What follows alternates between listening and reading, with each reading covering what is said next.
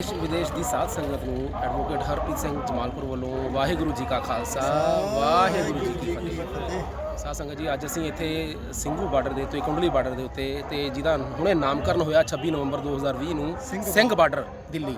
ਇਸ ਬਾਰਡਰ ਦੇ ਉੱਤੇ ਕਿਸਾਨ ਮਜ਼ਦੂਰ ਏਕਤਾ ਸੰਘਰਸ਼ ਜਿਹੜਾ ਚੱਲ ਰਿਹਾ, ਇਹ ਜਿਹੜੇ ਮੋਦੀ ਤੇ ਅਮਿਤ ਸ਼ਾਹ ਨੇ ਬੀਜੇਪੀ ਦੀ ਆਰਐਸਐਸ ਦੀ ਸਰਕਾਰ ਨੇ 3 ਖੇਤੀ ਦੇ ਕਾਨੂੰਨ ਜਿਹੜੇ ਕਿ ਉਹ ਕਹਿੰਦੇ ਨੇ ਕਿ ਕਿਸਾਨਾਂ ਦੇ ਹਿੱਤ ਵਾਸਤੇ ਅਸੀਂ ਲਾਗੂ ਕੀਤੇ ਨੇ, ਜਦ ਕਿ ਉਹ ਹੈ ਕਿਸਾਨ ਮਾਰੂ ਨੇ। ਉਹਨਾਂ ਖੇਤੀ ਕਾਨੂੰਨਾਂ ਦੇ ਵਿਰੋਧ ਵਿੱਚ ਜਿਹੜਾ ਸੰਘਰਸ਼ ਚੱਲ ਰਿਹਾ ਪਿਛਲੇ 26 ਨਵੰਬਰ ਤੋਂ, ਅਸੀਂ ਉਹਦੇ ਵਿੱਚ ਸ਼ਾਮਲ ਹੋਣ ਲਈ ਅੱਜ ਇੱਥੇ ਆਏ ਹਾਂ। ਔਰ ਮੇਰੇ ਨਾਲ ਹਰਿਆਣਾ ਤੋਂ ਯੂਨੀਨਿਸਟ ਮਿਸ਼ਨ ਵੱਲੋਂ ਐਡਵੋਕੇਟ ਮਨੋਜ ਸਿੰਘ ਦੂਹਨ ਜਿਹੜੇ ਕਿ ਅੱਜ ਤੋਂ 1 ਸਾਲ ਪਹਿਲਾਂ ਮਨੋਜ ਕੁਮਾਰ ਦੂਹਨ ਸੀ, ਔਰ 1 ਸਾਲ ਦੇ ਵਿੱਚ ਹੀ ਇਹ ਸਿੱਖੀ ਸਿਧਾਂਤ ਗੁਰਮਤਿ ਸਿਧਾਂਤ ਨੂੰ ਸਮਝਦੇ ਹੋਏ ਸਿੱਖੀ ਵੱਲ ਨੂੰ ਇਹਨਾਂ ਨੇ ਆਪਦਾ ਮੋੜਾ ਪਾਇਆ। ਸਤਿ ਸ਼੍ਰੀ ਅਕਾਲ। ਤੇ ਮੈਂ ਚਾਹੁੰਦਾ ਕਿ ਮੈਂ ਹੁਣ ਤੁਹਾਡੀ ਰੂਬਰੂ ਕਰਾਵਾਂ ਐਡਵੋਕੇਟ ਮਨੋਜ ਸਿੰਘ ਦੂਹਨ ਨੂੰ। ਔਰ ਭਾਸ਼ਾ ਦੀ ਥੋੜੀ ਦਿੱਕਤ ਆ ਕਿਉਂਕਿ ਹਰਿਆਣੇ ਦੇ ਤੇ ਰਾਜਸਥਾਨ ਦੇ ਸਰਦਾਰ ਮਨਿੰਦਰ ਸਿੰਘ ਮਾਨ ਆਏ ਹੋਏ ਨੇ, ਤੇ ਆਪਣੀ ਇਹ ਜਿਹੜੀ ਗੱਲਬਾਤ ਆ ਇਹ ਉਹਨਾਂ ਤੱਕ ਵੀ ਜਾਣੀ ਆ, ਹਰਿਆਣੇ 'ਚ ਵੀ ਜਾਣੀ ਆ, ਰਾਜਸਥਾਨ ਵੀ ਜਾਣੀ ਆ, ਪੂਰੇ ਦੇਸ਼ ਵਿੱਚ ਜਾਣੀ ਆ। ਤੇ ਮੈਂ ਹਿੰਦੀ ਦੇ ਵਿੱਚ ਹੀ ਇਹਨਾਂ ਨਾਲ ਅਗਲੀ ਗੱਲਬਾਤ ਕਰੂੰਗਾ। ਹਾਂਜੀ, ਐਡਵੋਕੇਟ ਮਨੋਜ ਸਿੰਘ ਦੂਹਨ ਜੀ, ਤੁਹਾਡਾ ਬਹੁਤ ਬਹੁਤ ਸਵਾਗਤ ਹੈ ਜੀ ਇਸ ਮੂਰਤੀ ਵਿੱਚ। Thank you sir. Waheguru ji ਕਾ ਖਾਲਸਾ ਵਾਹਿਗੁਰੂ ਜੀ ਕੀ ਫਤਿਹ। ਅੱਛਾ ਐਡਵੋਕੇਟ ਮਨੋਜ ਸਿੰਘ ਦੂਹਨ ਜੀ, ਤੁਸੀਂ ਇਸ ਜਿਹੜਾ ਕਿਸਾਨ ਮਜ਼ਦੂਰ ਸੰਘਰਸ਼ ਚੱਲ ਰਿਹਾ, ਇੱਕ ਗੱਲ ਉੱਗੜ ਕੇ ਸਾਹਮਣੇ ਆਈ ਆ ਨਵੰਬਰ ਤੇ ਦਸੰਬਰ ਦੇ ਮਹੀਨੇ ਵਿੱਚ ਕਿ ਜਿਹੜੇ ਸਰਕਾਰਾਂ ਨੇ ਐਡੇ ਆਪਸ ਵਿੱਚ ਸਾਡੇ ਪਵਾੜੇ ਪਾਏ ਹੋਏ ਸੀ ਪੰਜਾਬ ਤੇ ਹਰਿਆਣਾ ਦੇ ਵਿੱਚ, ਇੱਕ ਐਸਵਾਈਐਲ ਨਹਿਰ ਦਾ, ਦੂਜਾ ਚੰਡੀਗੜ੍ਹ ਦਾ, ਰਾਜਧਾਨੀ ਦਾ। ਤੁਸੀਂ ਇਸ ਮਾਮਲੇ ਦੇ ਵਿੱਚ ਆਪਣੀ ਕੀ ਰਾਏ ਦੇਣਾ ਚਾਹੁੰਦੇ ਹੋ ਕਿ ਤੁਸੀਂ ਕੀ ਮਹਿਸੂਸ ਕਰਦੇ ਹੋ ਇਹਨਾਂ ਦੋ ਜਿਹੜੀਆਂ ਦਿੱਕਤਾਂ ਪੈਦਾ ਕੀਤੀਆਂ ਹੋਈਆਂ ਨੇ ਸਰਕਾਰਾਂ ਨੇ, ਤੇ ਜਿਹੜਾ ਅੱਜ ਦਾ ਇੱਥੇ ਮਾਹੌਲ ਚੱਲ ਰਿਹਾ ਇਹਦੇ ਬਾਰੇ ਵਿੱਚ ਮੈਂ ਚਾਹੁੰਦਾ कि ਤੁਸੀਂ दो विचार जरूर आपदे रहो। देखिए, SYL एक नॉन इशू है आज के दिन जी। जो प्रिंसिपल जो आज संघर्ष जो इस मुल्क में चल रहा है जी, वो किसानी का संघर्ष चला हुआ जी।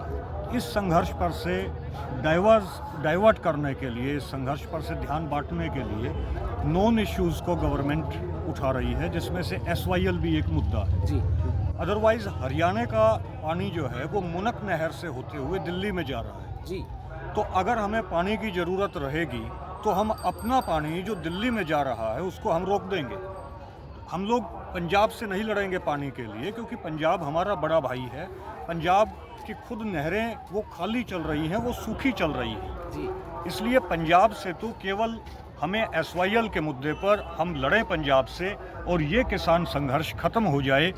इस रणनीति के तहत गवर्नमेंट और बीजेपी और RSS के लोग कल हरियाणा में उपवास पर बैठे थे जी। लेकिन हरियाणा के आम जनता ने, हरियाणा के किसानों ने इस संघर्ष को जो बीजेपी उठाना चाह रही थी, जो झूठा संघर्ष बीजेपी उठाना चाह रही थी, इसे सिरे से नकार दिया जी। और यहाँ तक कि मजाक किया गया कि रोहतक में या सोनीपत में या पानीपत में बाढ़ आ गई है, कि बीजेपी जो है उसकी वजह से बाढ़ आ गई, SYL का पानी नाके टूट गए। वो बीजेपी RSS वाले ये हरियाणा के अंदर ले आए हैं पानी को, और हरियाणा बाढ़ में डूब गया SYL के।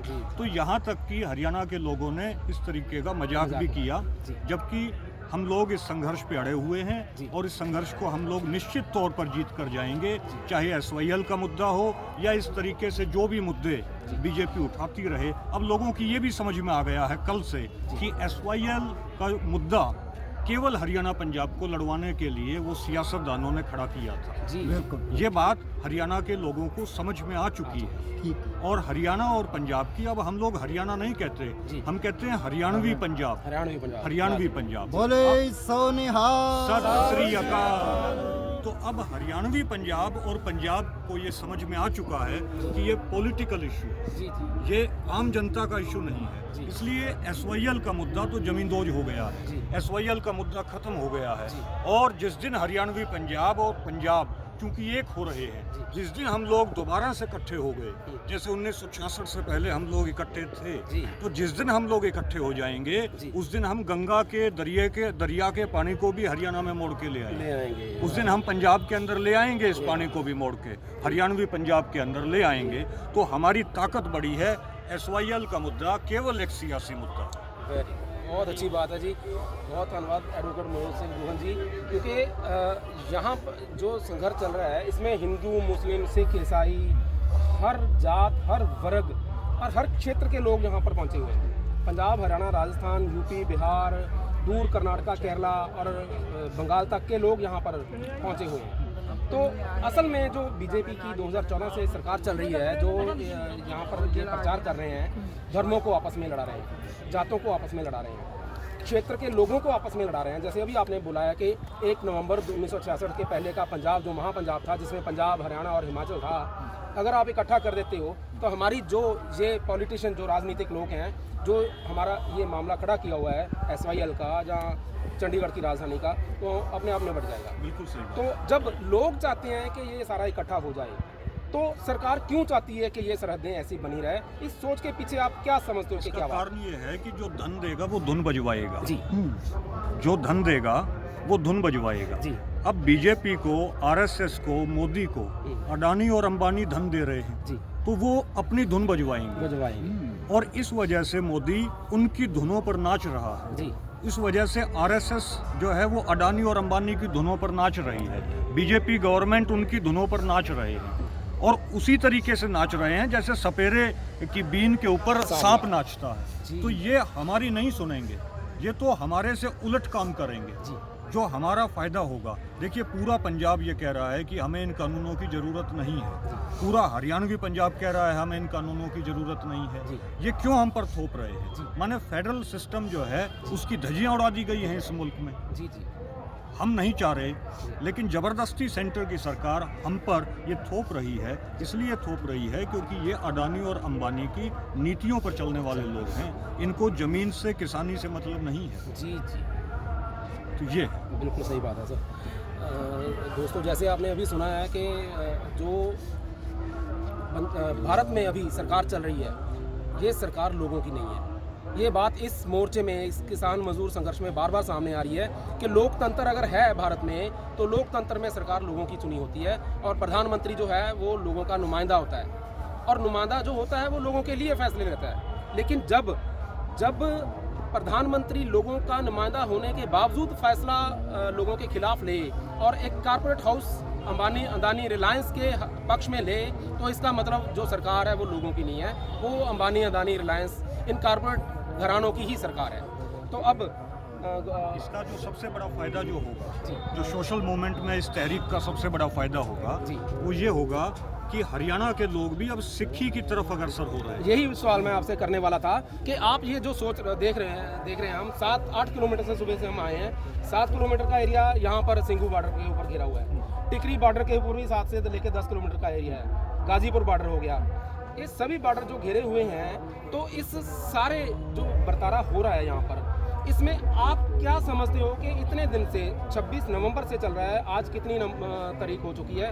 20-21 तारीख हो चुकी है, आज तक कोई भी किसी तरह की लूटपाट नहीं हुई है, कोई किसी भी तरह की कोई हिंसक कार्रवाई या कोई अप्रिय घटना यहाँ पर नहीं घटी है। लोग इतने प्यार से, अगर मेरे पास स्वेटर है, साथी के पास नहीं है, मेरे पास जो जैकेट या मेरे पास कंबल है, साथी के पास नहीं है, तो मैं खुद अपनी मर्जी से उसको दे रहा हूँ। अपने से ज़्यादा लोगों का लोग ज़्यादा ख्याल रख रहे हैं। इसके पीछे क्या रीज़न है? इसके पीछे बाबा नानक की सोच काम कर रही है। जी। बाबा नानक ने कहा कि नाम जपो, किरत करो और वंड के खाओ।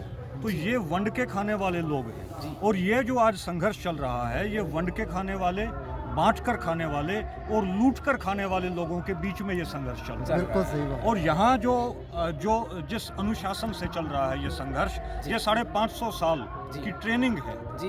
ये 550 साल की ट्रेनिंग है, जिस ट्रेनिंग को हम लोग यहाँ देख रहे हैं। और हरियाणवी पंजाब के लोग भी जो यहाँ आए हैं इस संघर्ष में जो शामिल हुए हैं और सिखों को देख रहे हैं, वो भी इस चीज़ से बहुत ज़्यादा प्रभावित हुए हैं कि हम लोगों को भी अब सिक्खी में आना चाहिए, क्योंकि सिक्खी एक ऐसा प्लेटफॉर्म है जो पूरी मनुष्यता को एक कर सकता है, पूरी मनुष्यता को एक कर सकता है, पूरे भारत के सामाजिक मूवमेंट्स को, बहुजन मूवमेंट को, पूरे भारत के मनुवाद के खिलाफ मूवमेंट को, पूरे भारत के अंबानी अडानी की जो तानाशाही है उसके खिलाफ अगर कोई लड़ाई लड़ सकता है तो वो सिक्खी ही लड़ सकती है। और यही वजह है कि आज हरियाणवी पंजाब के लोग, हम लोग अब सिक्खी की तरफ अग्रसर हो रहे हैं। मैं खुद हिंदू परिवार में मेरा जन्म हुआ, लेकिन मैं सिख बन गया। हमारे जितने साथी हैं वो सब बाबा गुरमीत सिंह जी गौरव जी की प्रेरणा से, बाबा नानक की कृपा से और आप लोगों के संघर्ष की वजह से पूरा हम लोग सिख बन गए। हमें समझ में आया कि हम लोग जिस हिंदू धर्म में हैं वो हिंदू धर्म एक षड्यंत्र है, वो हमारे काम नहीं आएगा। क्योंकि जितने मंदिर हैं, एक भी मंदिर में कोई लंगर नहीं चला हुआ, एक भी मंदिर नहीं खुला हुआ है कि जो यहाँ किसानों के लिए कोई मदद करे। लेकिन जितने गुरुद्वारे हैं वो सारे गुरुद्वारे सेवाएं कर रहे हैं। इसलिए हम लोगों को, जो सर छोटू राम जी कहा करते थे कि अब भोले जमींदार तू मेरी दो बात मान ले, एक ले बोलना सीख, दूसरा दुश्मन पहचान ले। हमें अपने दुश्मन की पहचान हो चुकी है और हमें अपने दोस्त की पहचान भी, हमें हमारे भाई की पहचान भी हो चुकी है। तो हम ये समझ चुके हैं कि सिक्खी में रहकर ही हम लोग इस देश में आगे बढ़ सकते हैं, अदरवाइज तो हमारा जो है नामो निशान मिट जाएगा।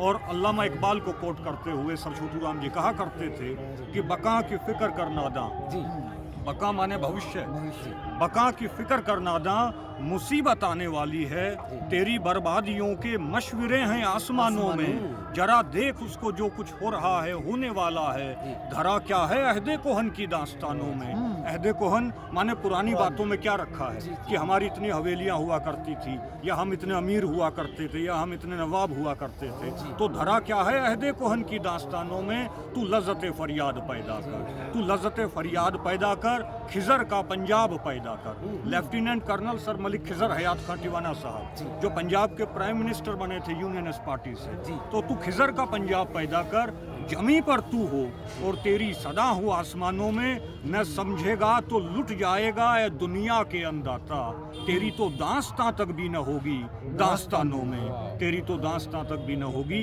दास्तानों में। तो हम लोग अपने दुश्मन को पहचान चुके हैं, हम लोग दोस्त को पहचान चुके हैं, और हम लोग अब सिक्खी की तरफ अग्रसर होंगे, सिख बनेंगे। पूरा हरियाणवी पंजाब सिक्खी की राह पर चलेगा। और निश्चित तौर पर अब तक हम लोगों ने रामलीला कृष्ण लीला देखी है, लेकिन अब हम लोग जब नानक लीला देख रहे हैं तो हम लोग ये पूरे सब लोग अब रामलीला और कृष्ण लीला भूल जाएंगे। केवल बाबा नानक की लीला इस धरती पर चल रही है। वाहे गुरु जी का खालसा, वाहे गुरु जी की फतेह।